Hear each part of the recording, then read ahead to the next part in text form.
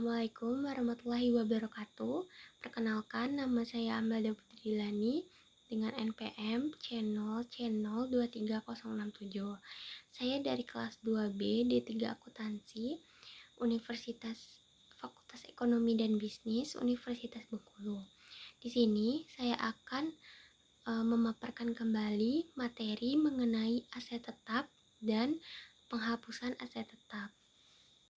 Nah, definisi aset tetap itu adalah aset tetap merupakan komponen dari aset tidak lancar. Aset tetap merupakan komponen aset yang paling besar nilainya di dalam laporan posisi keuangan di sebagian perusahaan. Nah, aset tidak lancar lainnya itu seperti properti investasi, aset tak berwujud, dan yang lainnya. Beberapa karakteristik aset tetap, yang pertama itu dimiliki untuk digunakan dalam proses produksi, menyediakan barang atau jasa untuk direntalkan kepada pihak lain atau untuk tujuan administrasi. Yang kedua, tidak diniatkan untuk dijual. Yang ketiga, diharapkan untuk digunakan selama lebih dari satu periode. Nah, contohnya, apabila kita membeli tanah dengan tujuan akan dijual kembali, maka tanah tersebut bukan merupakan aset tetap, tetapi merupakan properti investasi. Dengan contoh lain, jika kita membeli mobil dengan tujuan untuk langsung dijual kembali, maka itu bukan termasuk aset tetap, tetapi persediaan barang dagangan.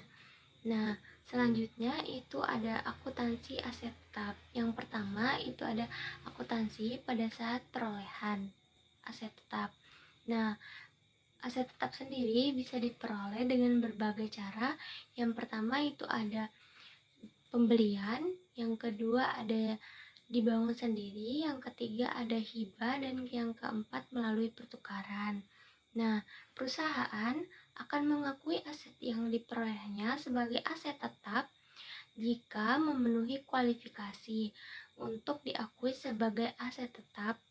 Suatu aset tetap yang memenuhi kualifikasi untuk diakui sebagai aset tetap, maka pada saat perolehannya harus diukur sebesar biaya atau harga perolehan.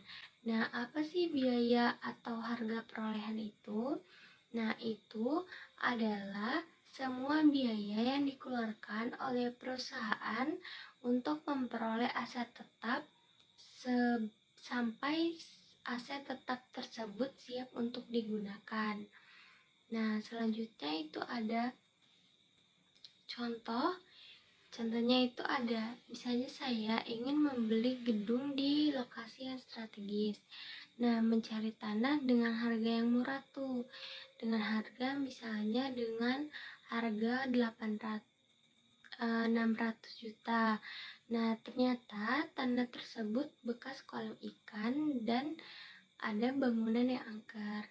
Nah, jadi biaya yang akan saya bayarkan pasti mulai dari biaya pembelian tanah, biaya penimbunan dari kolam ikan tersebut, biaya membayar ustadz agar tempat tersebut aman dan nyaman ditempati, dan biaya konstruksi dan biaya instalasi yang lainnya, dan semua biaya itu, dan sampai pada saatnya aset tetap itu siap untuk digunakan. Nah, komponen biaya perolehan aset tetap, yang pertama itu ada harga pembelian, termasuk bea impor dan pajak pembelian yang tidak boleh dikreditkan setelah dikurangi diskon pembelian dan potongan-potongan lain. Yang kedua, biaya-biaya dapat diatribusikan secara langsung untuk membawa aset ke lokasi dan kondisi yang diinginkan agar aset tetap digunakan sesuai dengan keinginan dan maksud dari manajemen. Nah, contoh biaya yang dapat diatribusikan secara langsung itu adalah, yang pertama ada biaya imbalan kerja, Yang kedua ada biaya penyiapan lahan untuk pabrik. Yang ketiga ada biaya penanganan atau handling dan penyerahan awal. Yang keempat, biaya perakitan dan instalasi. Yang kelima, biaya pengujian aset, apakah aset berfungsi dengan baik setelah dikurangi hasil neto penjualan produk yang dihasilkan sehubungan dengan pengujian tersebut. Nah, yang keenam ada komisi profesional. Selanjutnya itu ada yang ketiga itu estimasi awal biaya pembongkaran dan pemindahan aset tetap dan restorasi lokasi aset tetap. Nah, selanjutnya itu contoh soal untuk yang aset tetap itu tanggal 2 Januari 2021 MH Corporation membeli bangunan dengan harga $100.000 dan bangunan ini harus direnovasi terlebih dahulu. Dengan mengeluarkan biaya renovasi $5, maka biaya perolehan dari bangunan ini adalah $105.000. Nah, selanjutnya yang kedua itu ada akuntansi saat pemanfaatan aset tetap. Aset tetap yang diperoleh akan dimanfaatkan perusahaan selama estimasi umur manfaatnya. Ketika aset tetap digunakan, maka perusahaan sudah mengakui adanya beban sehubungan dengan pemanfaatan aset tetap tersebut, yang disebut dengan beban penyusutan. Jadi, beban penyusutan diakui pada saat perusahaan telah menerima manfaat dari aset tetap tersebut, tapi tidak ada kas yang kita keluarkan. Nah, selanjutnya itu akuntansi terkait dengan pemanfaatan aset tetap adalah yang pertama itu ada penyusutan. Penyusutan adalah pengalokasian harga perolehan dari suatu aset tetap berwujud yang menjadi beban selama umur manfaat dari aset tetap tersebut, yang diperhitungkan secara sistematis dan melalui pertimbangan yang rasional. Kenapa harus diperhitungkan dengan sistematis? Karena menghitungnya ada metode dan tidak boleh asal-asalan. Nah, tanah merupakan salah satu aset tetap yang tidak mengalami penyusutan karena yang pertama itu umur manfaat tanah tidak terbatas. Yang kedua, nilai tanah semakin lama semakin meningkat karena nilai tanah ditentukan oleh posisi dan lingkungan sekitar. Nah, yang ketiga itu ada perusahaan akan mengakui, mengukur, dan mencatat beban penyusutan pada setiap akhir periode ketika perusahaan akan menyusun laporan keuangan dan akan dicatat pada jurnal penyesuaian dengan jurnal mendebitkan akun beban depresiasi dan mengkreditkan akun akumulasi penyusutan. Akun akumulasi penyusutan adalah akun kontrak. Nah, akun pengurang dari aset tetap karena akun akumulasi penyusutan bersaldo kredit sebagai pengurang dari akun aset tetap. Faktor yang mempengaruhi perhitungan beban penyusutan adalah yang pertama itu ada biaya perolehan aset tetap, yang kedua ada nilai sisa atau estimasi nilai dari suatu aset tetap di akhir masa manfaatnya. Nah, yang ketiga itu ada umur ekonomis atau umur manfaat. Nah, metode penyusutan berdasarkan umur manfaat itu metode penyusutan yang akan menghasilkan beban penyusutan per tahun yang sama. Metode ini dikenal dengan metode garis lurus atau straight line method. Nah, metode penyusutan dipercepat atau accelerated depreciation. Metode penyusutan yang akan menghasilkan beban penyusutan pada awal periode perolehan adalah yang paling besar dan akan semakin menurun pada periode-periode berikutnya. Metode penyusutan dipercepat ini terdiri dari metode saldo menurun ganda atau double declining balance. Yang kedua ada metode jumlah angka tahun, sum of the years digit. Dan yang ketiga, metode penyusutan berdasarkan aktivitas. Metode penyusutan yang menghitung besarnya penyusutan berdasarkan aktivitas, misalnya berdasarkan unit produksi atau jam penggunaan, sehingga besarnya penyusutan setiap tahun akan bervariasi sesuai dengan aktivitas pemanfaatan aset tetap pada tahun tersebut. Nah, berikut adalah perbandingan dari keempat metode penyusutan tersebut. Metode penyusutan yang digunakan perusahaan untuk menghitung beban penyusutan akan menghasilkan beban penyusutan per tahun yang berbeda. Nah, perusahaan harus menggunakan metode penyusutan ini secara konsisten. Perusahaan mengganti metode penyusutan digunakan, maka perusahaan harus menyajikan kembali laporan keuangan pada periode-periode sebelumnya dengan menggunakan metode penyusutan yang baru agar terlihat dampak dari perubahan metode penyusutan ini. Nah, selanjutnya itu ada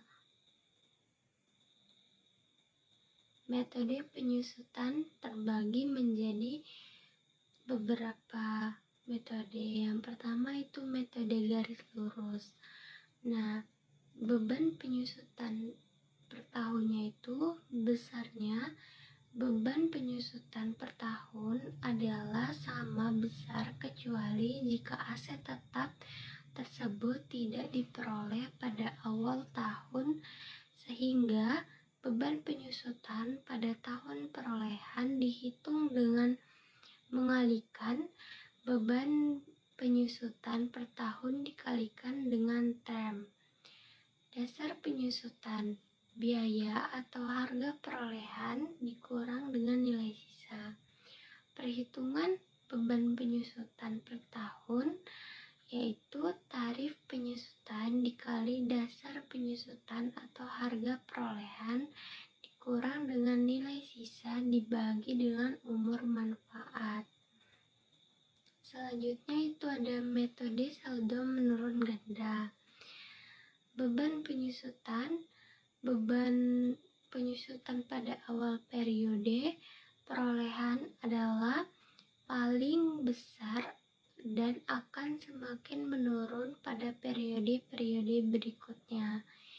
Nah, jika aset tetap tersebut tidak diperoleh pada awal tahun, maka beban penyusutan pada tahun tersebut dikalikan dengan term of time atau bilangan tahun. Nah, dasar penyusutannya itu nilai buku pada setiap awal periode, yaitu nilai buku sama dengan harga perolehan dikurang akumulasi penyusutan. Nilai buku aset tetap pada akhir umur manfaat sama dengan nilai sisanya. Nah, mengapa sih kalau misalnya kita baru membeli aset tetap untuk awal periode itu tidak dicatat? Nah, di situ karena kita belum merasakan manfaat sepenuhnya.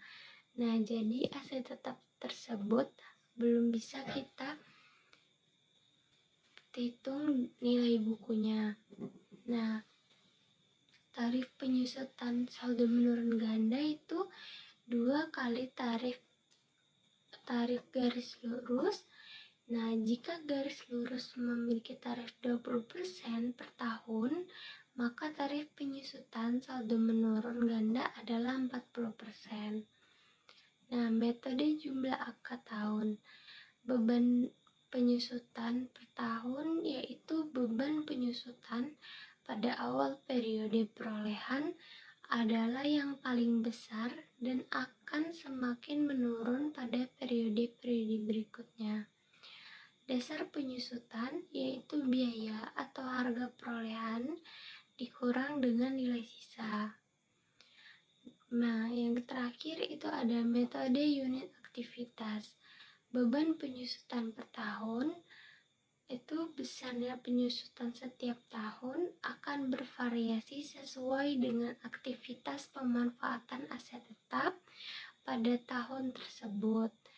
Dasar-dasar penyusutan yaitu ada biaya dibagi harga perolehan dikurang dengan nilai sisa. Tarif penyusutannya bukan untuk per tahun, tetapi untuk per unit atau per kilometer pemakaian. Pengakuan aset tetap sebagaimana pengakuan untuk aset lainnya, biaya perolehan aset tetap harus diakui sebagai aset jika dan hanya jika yang pertama besar kemungkinan manfaat ekonomis di masa depan berkenaan dengan aset tersebut akan mengalir ke entitas dan biaya perolehan aset dapat diukur secara andal. Nah, ini merupakan pengakuan umum untuk aset tetap. Prinsip ini diterapkan pada saat pengakuan awal aset tetap pada saat bagian tertentu dari aset yang diganti, dan jika ada pengeluaran tertentu yang terjadi terkait dengan aset tersebut selama masa manfaatnya. Nah, penilaian aset tetap. Ketika aset tetap masih dimanfaatkan perusahaan, maka perusahaan akan mengukur atau menilai berapa nilai yang akan disajikan dalam laporan posisi keuangan pada kelompok aset. Ada 2 metode pengukuran aset tetap setelah tanggal perolehan atau penilaian aset tetap, yaitu yang pertama pengukuran berdasarkan harga perolehan awal. Yang kedua ada pengukuran berdasarkan nilai wajar. Terima kasih, itulah tadi video dari pemaparan materi saya tentang aset tetap. Itu saja yang saya dapat sampaikan. Wassalamualaikum warahmatullahi wabarakatuh.